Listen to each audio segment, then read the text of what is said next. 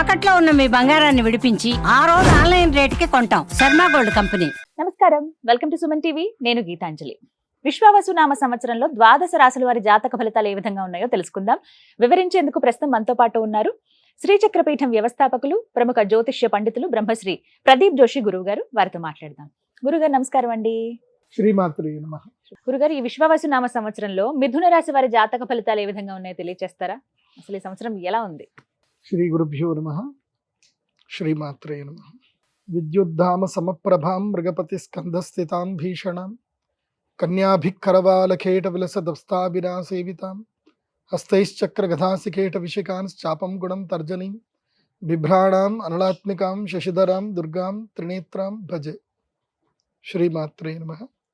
శ్రీ గురుభ్యో నమః. మేషాది ద్వాదశ రాశుల యొక్క ఫలితాలు మనం ఈ విశ్వావసు నవ సంవత్సరంలో తెలుసుకోబోతున్నాం.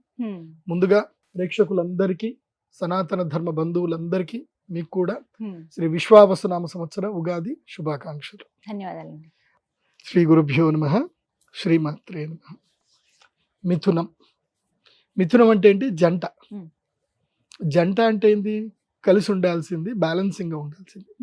కానీ మిథున రాశికి ఈ సంవత్సరం ఏం జరుగుతుందంటే కలిసి ఉండడం ఉండదు. ఎవరైతే కలిసిన వాళ్ళు ఉంటారో వాళ్ళందరూ కూడా విడిపోతారు. స్నేహితుల మధ్యన వైరం ఏర్పడుతుంది. నిజ రూపాలు కనిపిస్తాయి. నిజం చెప్పాలంటే మిథున రాశి వారికి నిజమైన స్నేహితుడు ఎవరు, నిజమైన దుర్మార్గుడు ఎవరు, తన జీవితానికి ఉపయోగపడే వ్యక్తి ఎవరు, తన జీవితాన్ని పాడు చేస్తున్న వ్యక్తి ఎవరు, ఈ రియలైజేషన్ మొత్తం తెలిసిపోతుంది. కానీ నిజం నిష్ఠూరమైంది, తట్టుకోలేం మనం.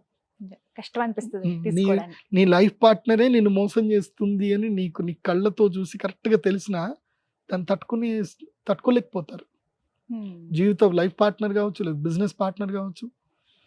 ఇప్పుడు మన ఎంప్లాయీస్ అందరు పని చేస్తున్నా కరెక్ట్ గా ఉన్నారని మనం అనుకుంటాం. మనం ఇప్పుడు ప్రతి చోట ఒక చిన్న నమ్మకం పెట్టి అన్ని వదిలేస్తాం. ప్రతి చోట వెళ్ళి ఎగ్జామినేషన్ చేయమంటే కుదరదు.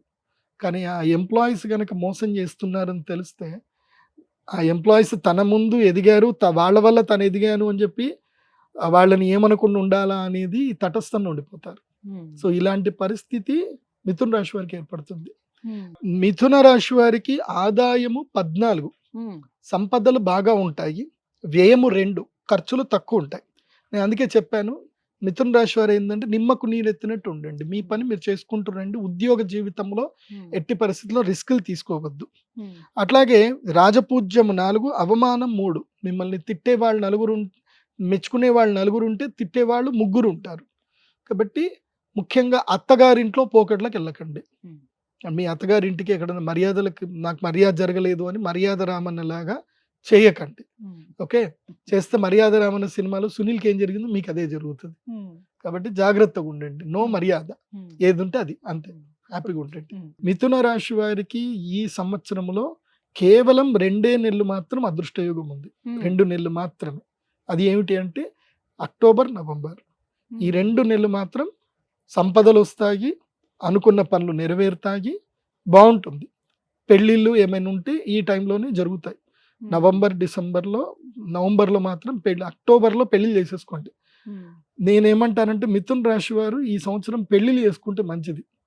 ఎందుకోసం అంటే మీకు ఒక సంవత్సరం పాటు బాగా లేదు కాబట్టి పెళ్లిళ్ళు చేసుకోండి. బాగాలేకపోతే పెళ్లి చేసుకోవడం ఏంటి అని అంటే ఆ టైంలోనే పెళ్లి చేసుకుంటే నీ భార్య జాతకంతో అయినా నీకు ఏదైనా కలిసి వస్తుంది. సో నేను లక్కున్న వాళ్ళకి పెళ్లి చేసుకోవద్దని చెప్తాను. ఎందుకోసం అంటే ఆ ఉన్న లక్క కాస్త పోతుంది. నువ్వు ఆమెకు అటెన్షన్ ఇచ్చే లోపల ఆవిడ అంటది, పెళ్ళయింది నాకేమో అటెన్షన్ ఇస్తలేవు, నువ్వు బిజినెస్ అని తిరుగుతున్నావు అని చెప్పి. అదే చూస్తే అరవింద సమేత సినిమా డైలాగ్ ఉంటుంది, ప్రపంచము నా దగ్గర అంటే మా భుజాల మీద తలబెట్టేసి ప్రపంచాన్ని చూస్తారని చెప్పేసి అంటే అదే డైలాగ్ వినిపిస్తుంది. ఇంకేం చేయలేరు జీవితంలో. కాబట్టి నేను చెప్పేది ఏంటంటే మిథున రాశి వాళ్ళు పెళ్లి చేసుకోండి. నేను 6 రాశులు చెప్తా. ఈ 6 రాశుల వాళ్ళు పెళ్లి చేసుకోకండి. ఈ సంవత్సరం పెళ్లి చేసుకొని రిలేషన్షిప్ లో పోవాల్సిన వాళ్ళు ఎవరు అంటే